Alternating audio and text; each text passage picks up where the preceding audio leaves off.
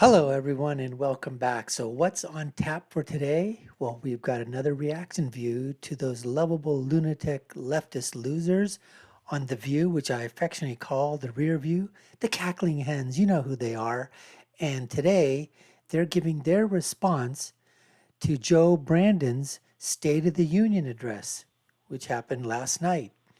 Let's see what the cackling hens basically give props for, and do they give any negatives to President Joe Brandon? We'll find all that out in the next few seconds. But before we do so, I just want to let you folks know that if you're first time here, haven't subscribed to the channel already, go ahead and do so. Hit that notification bell, like, share, and follow us. Put your comments down below. Let me know what you think.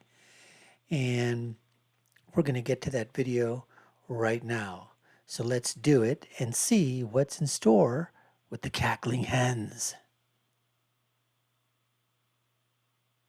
So last night, President Biden delivered his State of the Union address where he tried to connect with the other side of the aisle and was combative on some issues and pulled off a real-time negotiation that had the House cheering. They couldn't help it. They had to cheer. Take a look.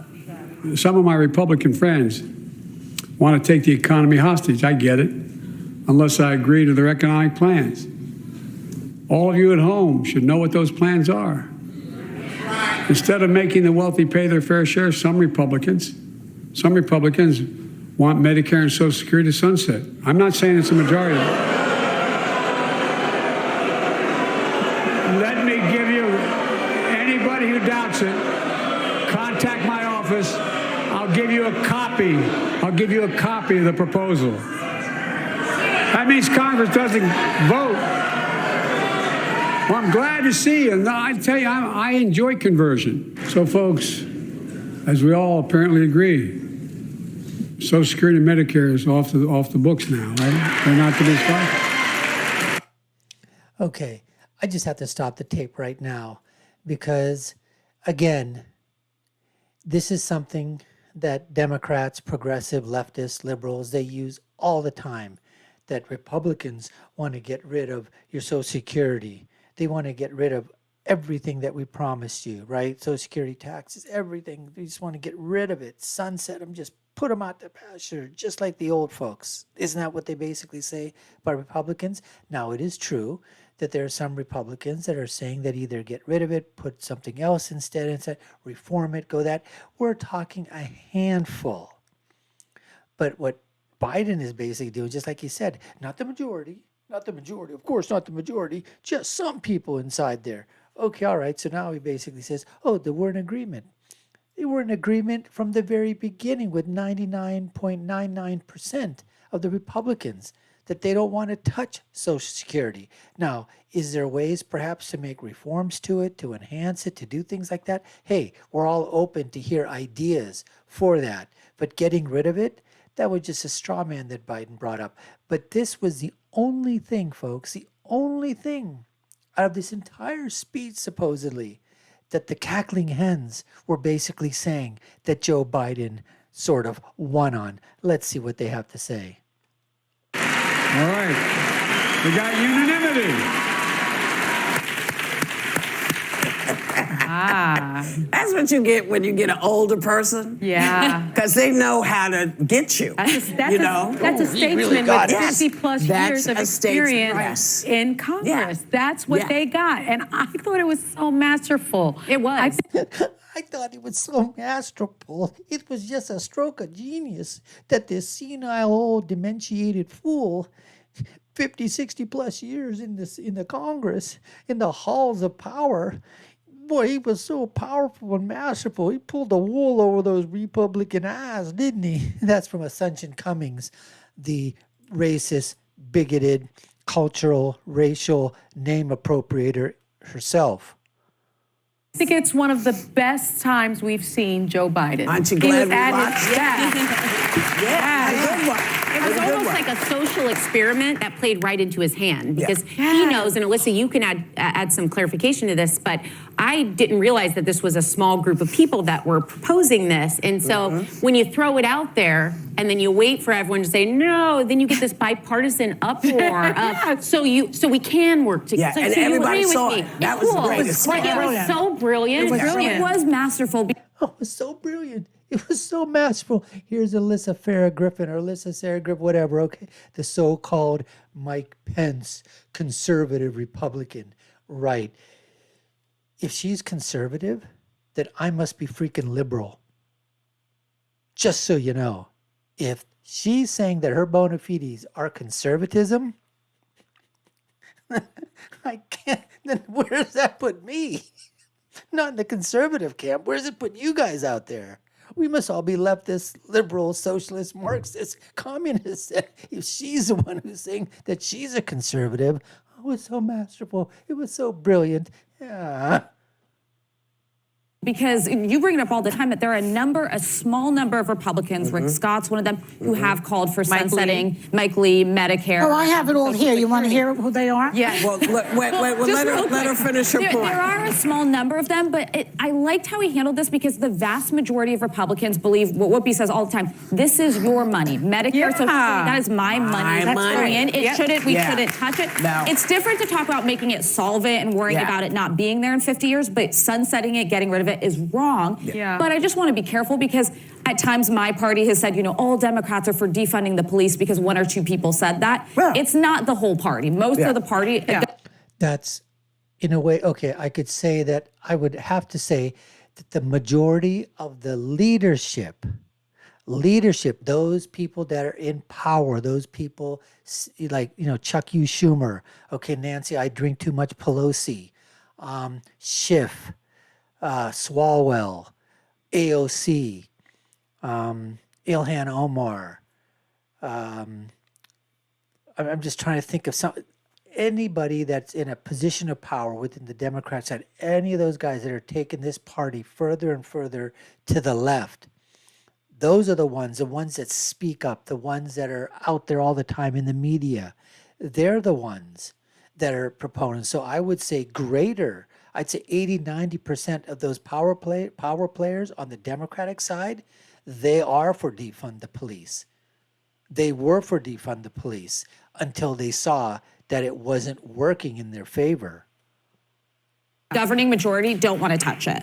Yeah. Okay, here, let me count here. So my favorite was Mike Lee because he was shocked, I tell you, that they would accuse him of trying to get rid of Medicaid. Wait, do you have the thing? Just a picture of him. He looks caught. He said, it will be my objective to phase out Social Security, to pull it up from the roots and get rid of it, he said. And then 3 months ago, he was still calling to raise the age for Social Security.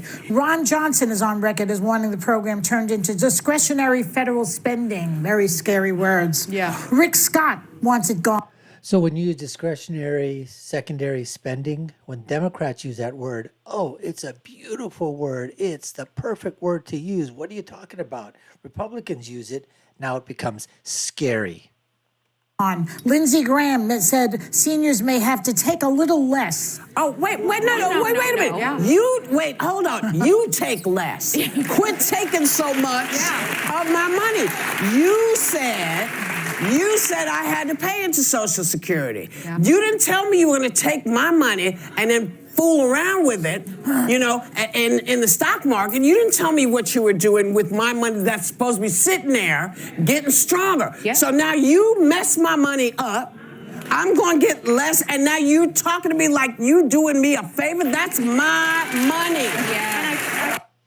Now, on this point here, folks, I got to agree here with Whoopi, the fake Jewish name Goldberg, because that's the first time I've heard any Democrat, any leftist, any progressive, any woke social justice warrior talking about that the money goes to the government.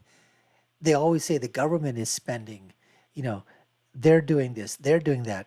I've never once heard them basically say, hey, it's my money. That's what we've always said all along. Conservatives say all along. Republicans, we say that all the time, that the money that's going to government is not the government's money. It's our money. It's the people's money. And Whoopi, what she's saying is that you told us, well, not told us, you took the money, confiscated it, stole it from us through taxes, and then you said that we're going to be paying into Social Security and it's going to be there for you in full. But then we find out that that's not. They continue to lower things. They don't do the cost of living expenses, cost of living raises as often as they should. So all these things matter. But all of a sudden now Whoopi is basically, Whoopi, you're on the conservative side on this. You finally saw the light, didn't you? You've been preaching out there. You've been teaching out there. You've been saying all the wrong things, but finally you see the light and you basically tell us that, yeah, that money is my money. Absolutely. You're so right. You know, my mother was a teacher for 50 years. And they don't pay teachers what not they enough. deserve. Not She was even a science teacher and a math teacher, bilingual education specialist. She lives on her Social Security. Yeah. That's what she lives on. Listen, these Little help guys, for me, these but that's guys' what she money, lives on. I think Ascension Cummings there, Sonny Hostin, I think that's just a big freaking lie. Don't tell me that your mother is just out there living on Social Security only, all right? I mean, I just don't believe that at all. I think, you lie so much. Everything you say out of your mouth is a lie, including everything that you basically appropriate, name, culture, race, ethnicity. Why would I believe you on this?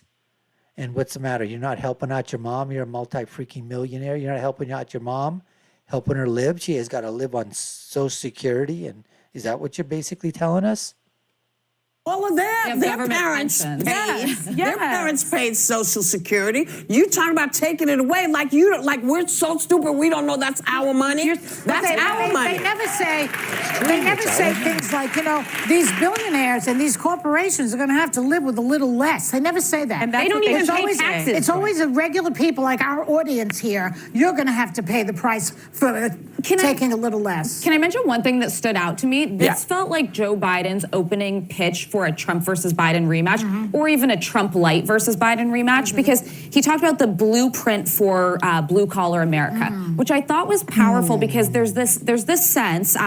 Trump won a lot of blue-collar voters that traditionally were always with Democrats. And there's a sense with a lot of the middle of the country that they feel alienated, like the party's become elitist, or it's for the Democrats, for the highly educated, not for the working man, the tradesman, the people who work with their hands. And I thought that was powerful messaging because he needs to win those people back to be able to defeat Trump. That's where Trump resonates. Well, and he's perfect there because he's from Delaware. He's one of those simple guys that take the Amtrak train. He's got people that have served in his family. He's lost children. I mean, he is the perfect messenger for that. I was also happy to hear him talk about police reform, something that I mentioned yesterday.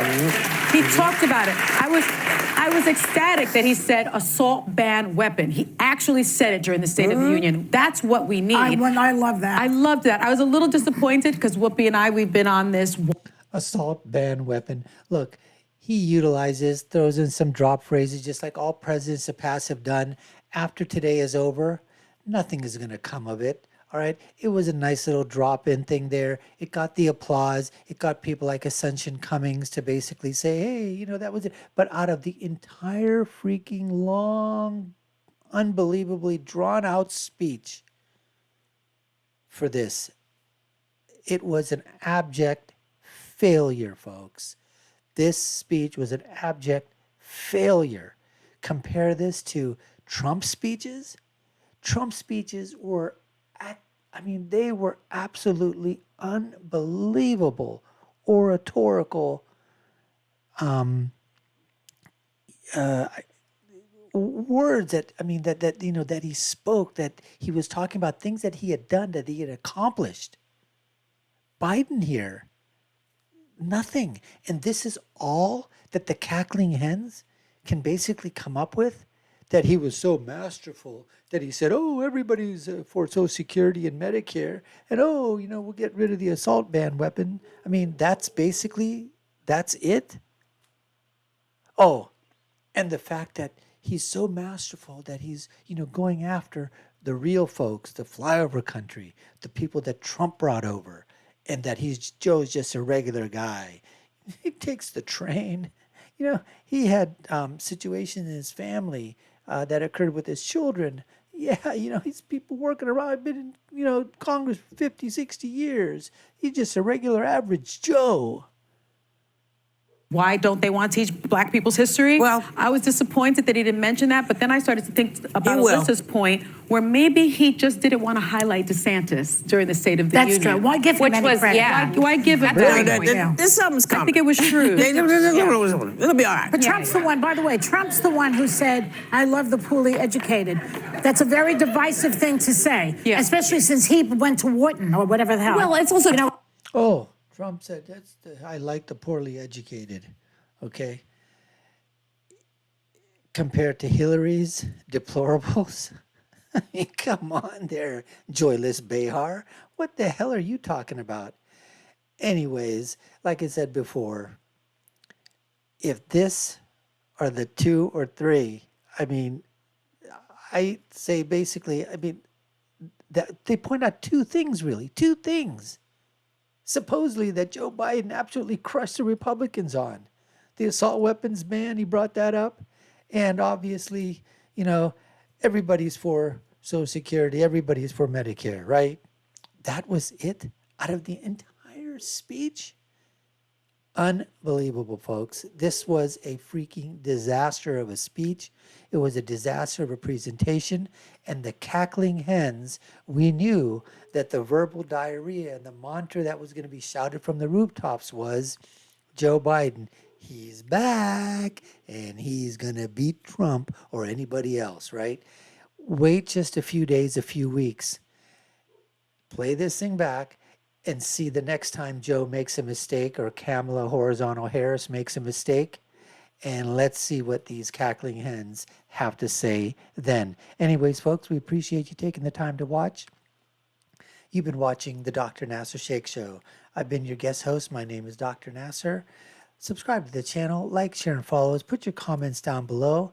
Leave you with my final thought, which is, when you're right, and when you're left, you're wrong. We'll see you again next time, folks. Take care and stay safe.